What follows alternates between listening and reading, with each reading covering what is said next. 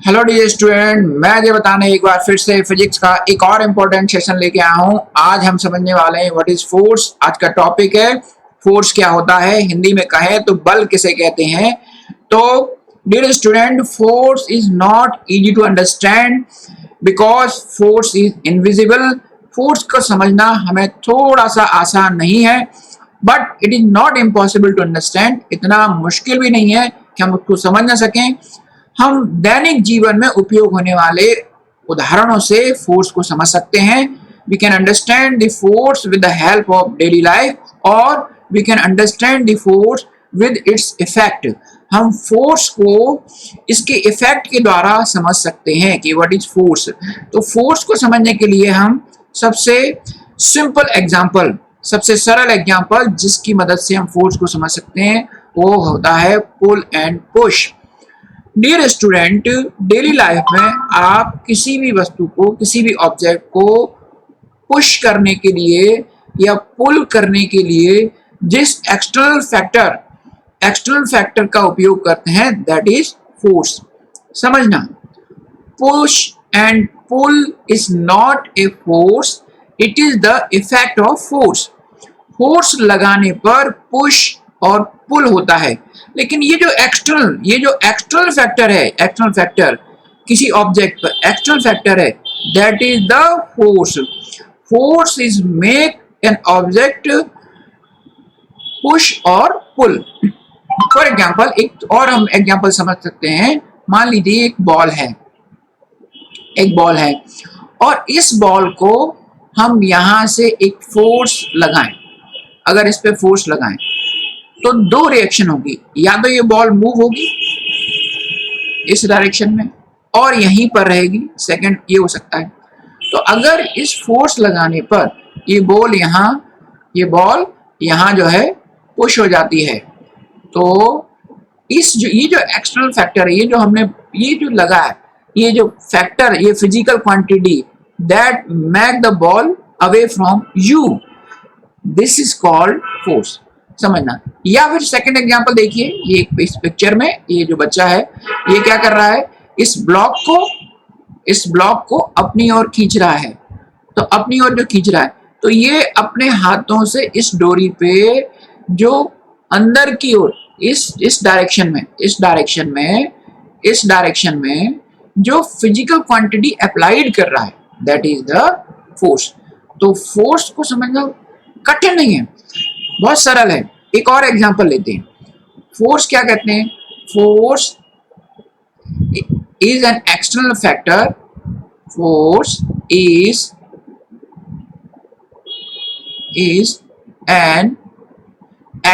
an external factor that can change the natural state of a body। अब ये क्या हुआ? फोर्स एक एक्सटर्नल फैक्टर है, फोर्स एक बाहरी कारक है जो किसी भी ऑब्जेक्ट की पोजीशन को बदल देता है, किसी भी ऑब्जेक्ट की स्टेट को बदल देता है। हमें मालूम है कि यूनिवर्स में दो स्टेट हैं, दो नेचुरल स्टेट हैं। First is steady state. Steady state means कोई भी यूनिवर्स में कोई भी ऑब्जेक्ट या तो रुका हुआ है, विराम अवस्था में है, एक ही स्थान पे रुका रहेगा, that is the steady state. और वो मोशन कर रहा होगा या फिर वो मोशन कर रहा होगा। अगर हमें स्टेडी स्टेट से किसी भी ऑब्जेक्ट को मोशन में लाना है, that means if we want to change the state of an object, तो we have to applied an external factor, external physical quantity, that is the force. Here is the example of force. देख लीजिए, ये जैसे ball है, ये ball जो है surface पर स्टेडी स्टेट पोजीशन में है, रुकी हुई अवस्था में है। अब अगर इस बॉल पर एक फोर्स अप्लाई होता है, अगर इस बॉल पर एक फोर्स अप्लाइड कर दें, एक बल लगा दें, तो ये बॉल स्टेडी स्टेट पोजीशन से, रुकी अवस्था से, विराम अवस्था से मोशन में, गति अवस्था में आ जाएगी, मोशन में आ जाएगी। और इस एक्सटर्नल फैक्टर को ही हम क्या कहेंगे? फोर्स कहेंगे। ठीक है। तो first thing is force an external factor that can pull or push an object first is। Second is force and external quantity, external physical quantity that can change the natural state of a body. Third one, force को और अच्छी तरीके से हम समझते हैं। देखिए, force can, यहां पे एंड नहीं आएगा, is an. Force is an external factor, ये एक्सटर्नल फैक्टर है that can produce acceleration, that can produce an acceleration in A body. तो फोर्स एक फैक्टर होता है जो एक्सेलरेशन क्रिएट करता है, एक्सेलरेशन प्रोड्यूस करता है। Then what is the acceleration? Acceleration is change in velocity, change in velocity. इसका मतलब क्या हुआ? फोर्स एक एक्सटर्नल फैक्टर है, बाहरी कारक है जो किसी ऑब्जेक्ट की वेलोसिटी में चेंज ला देता है। फॉर एग्जांपल, यहाँ एग्जांपल समझते हैं। जब फर्स्ट पोजीशन, नंबर 1 पोजीशन पे हम समझते हैं, इस पोजीशन पे यदि हम फोर्स अप्लाइड करें तो ये कार जो है रुकी हुई अवस्था में स्टेडी स्टेट पोजीशन में है। ठीक है, ये कार है स्टेडी स्टेट पोजीशन में है। अब अगर इस कार पर हम पुश करें, जैसे मान लो खिलौना गाड़ी समझ लो, और इसको हम ऐसे धक्का दें, ऐसे करके इसको पुश करें, धक्का दें, फोर्स अप्लाइड करें, तो क्या होगा? ये कार क्या करने की, ये कार धीरे धीरे धीरे धीरे ये फर्स्ट पोजीशन में v equal to what? 0। Velocity कितनी है? 0। स्टेडी स्टेट पोजीशन में रुकी हुई अवस्था में किसी भी कार का वेग 0 होगा, और जब इस पे हम फोर्स अप्लाइड करेंगे तो धीरे धीरे ये वेलोसिटी गेन करेगी, और समझ लिए यहां पर वेलोसिटी हो जाती है 10 मीटर पर सेकेंड, 10 मीटर पर सेकेंड की जाती है। यानी कि अब एक कार जो है, जो आरंभ में शुरू में पोजीशन 1 में वेलोसिटी 0 पे थी, अब पोजीशन 3 में इसकी वेलोसिटी कितनी हो गई है? 10 metre per hour. That means here क्या, यहां पर क्या हुआ है? कार की वेलोसिटी में चेंज हुआ है। कहां से? 0 से 10 तक। तो change in velocity with respect to time, मान लीजिए 2 सेकेंड में चेंज हो गया है। अगर ये 2 सेकेंड में हो गया है तो इसकी वेलोसिटी में चेंज आया है। कितना चेंज आया है? और इसी चेंज को हम क्या कहते हैं? एक्सेलरेशन। तो force is an external factor that make push and pull. Force is an external factor that change the natural state of a body, and force is an external factor, external physical quantity that produce an acceleration in a body. ठीक है, तो समझ में आया होगा। और हम समझ सकते हैं what is force. तो force is an external factor that can change the shape and size of a body. Force एक external factor है जो किसी भी बॉडी के शेप और साइज को चेंज कर देता है। मतलब यदि किसी बॉडी पर, किसी ऑब्जेक्ट पर हमने फोर्स अप्लाइड किया है और न तो उसमें एक्सेलरेशन प्रोड्यूस हो रहा है, न वेलोसिटी चेंज हो रही है, न उसकी पोजीशन चेंज हो रही है, और वो क्या कर रहा है? जैसे मान लीजिए इसी एग्जांपल को हम समझते हैं। ये एक कोई बॉल है और इस बॉल पर इस व्यक्ति ने अपने फिंगर्स और थंब की मदद से फोर्स अप्लाइड किया है। तो इस बॉल का शेप अब कैसे दिखाई दे रहा है? इस तरह का दिखाई दे रहा है। तो इसका मतलब क्या हुआ? फोर्स की with the help of force we can change the shape and also the size of a body. तो अब हमको थोड़ा समझ में आने लगा होगा फोर्स के इफेक्ट हमें क्या क्या देखे। फोर्स में क्या क्या कर सकता है? फोर्स एक फिजिकल क्वांटिटी है जो क्या क्या कर सकता है? पुल एंड पुश कर सकता है। सेकेंड थिंग क्या कर सकता है? पोजीशन चेंज कर सकता है, स्थिति में बदलाव आ सकता है। थर्ड क्या कर सकता है? एक्सेलरेशन कर सकता है। Fourth is shape and size में चेंज कर सकता है। क्या कर सकता है? चेंज कर सकता है। अब इतनी हम बातें समझ में आ गई, लेकिन आप बताइए क्या हो? What happened when force is applied on a wall?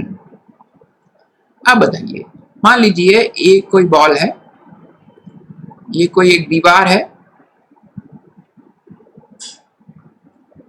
ये कोई दीवार है, ठीक है, एक कोई हमने दीवार बना ली है, ठीक है, ये दीवार है।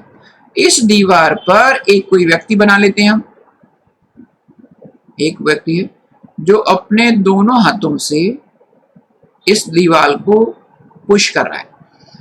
किसी पर्सन ने वॉल पर फोर्स अप्लाइड किया है। मान लीजिए हम किसी वॉल को किसी दीवार पर फोर्स अप्लाइड कर रहे हैं, फोर्स अप्लाइड धक्का दे रहे हैं, हाथ से मान लो, किसी मशीन से मान लो धक्का दे रहे हैं, तो क्या होगा? क्या इस वॉल में कोई मोशन होगा? क्या इस वॉल में मोशन होगा? दैट मीन्स मोशन का मतलब है क्या इस वॉल की पोजीशन चेंज होगी? आप क्या कहोगे डियर स्टूडेंट, क्या कहोगे कि ये वॉल वहीं खड़ी होगी। मतलब फोर्स अप्लाइड करने के बाद भी इस वॉल की पोजीशन में कोई चेंज नहीं आया है। तो क्या फिर हम जो फोर्स को अंडरस्टैंड कर रहे थे या समझने का प्रयास कर रहे थे वो गलत था?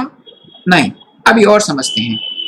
दूसरी थिंग, सेकेंड थिंग, क्या पोजीशन चेंज हुई है तो क्या एक्सेलरेशन प्रोड्यूस हुआ है?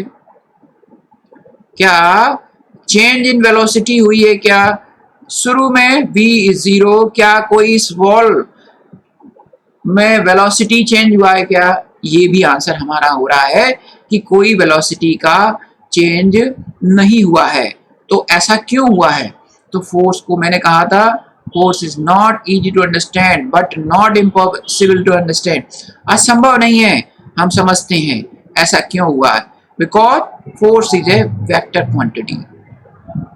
Force is a vector quantity. It means force एक ऐसी फिजिकल क्वांटिटी है जिसको हम सिर्फ मैग्नीट्यूड, जिसको हम सिर्फ परिमाण पुश किए जा रहे हैं।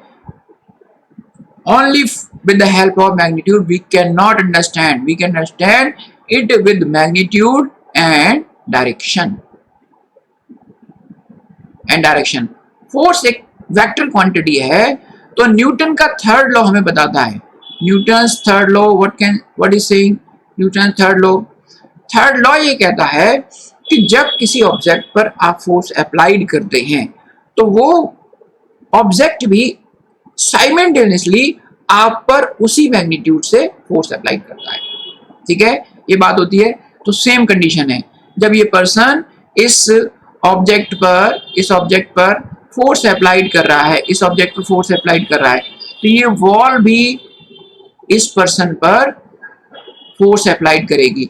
If F1 force is applied by a man, if F1 force applied by a man is equal to F2 force applied by a wall, अगर ये दोनों इक्वल हैं फर्स्ट, तो ये बॉल मूव नहीं करेगी, दीवार नहीं गिरेगी। और यदि F1 is less than F2, इस कंडीशन में भी वॉल नहीं गिरेगी। लेकिन यदि F1 is greater than F2, तो क्या होगा?